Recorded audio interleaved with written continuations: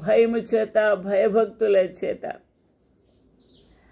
వినయముతో ప్రభువుని సేవించుచున్న బిడ్డల వద్ద, దీన మనస్సు గలవారి వద్దను నేను నివసించుచూ ఉన్నాను. అప్పటి నుండే నివసించుచూ ఉన్నాడు. నా ప్రియమైన వార్లారా, నువ్వు నలిగిపోయేవా? ప్రాణాపాయ స్థితిలో ఉన్నావా? దిక్కుతోచని పరిస్థితిలో ఉన్నావా? ఇక ఆఖరు క్షణంలో ఉన్నావా? ఆ ప్రభువు నీలో నివసిస్తాడు. నీలో నివసించుచు నీతో ఆయన ఆ బాధను కూడా అనుభవించుచూ ఉన్నాడు.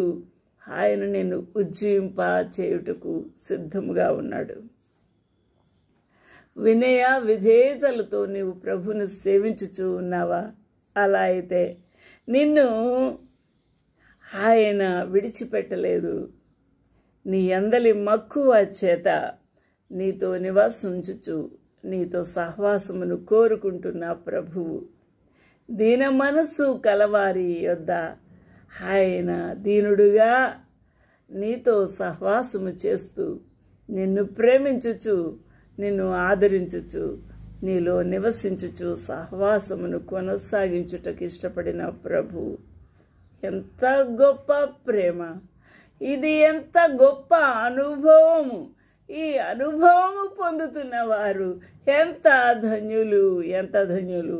మన ప్రభువు ఎంత గొప్పవాడు, ఎంత ప్రేమ గలవాడు, ఎంత అద్భుతమైన రీతిలో ఇట్టి వారిని ఆయన చూస్ చేసుకుంటూ ఉన్నాడు. ఆయన వారిని ఏర్పాటు చేసుకుంటూ ఉన్నారు. దేవునికి మహిమ, ఘనత, ప్రభావములు కలుగునుగాక. హల్లెలూయా.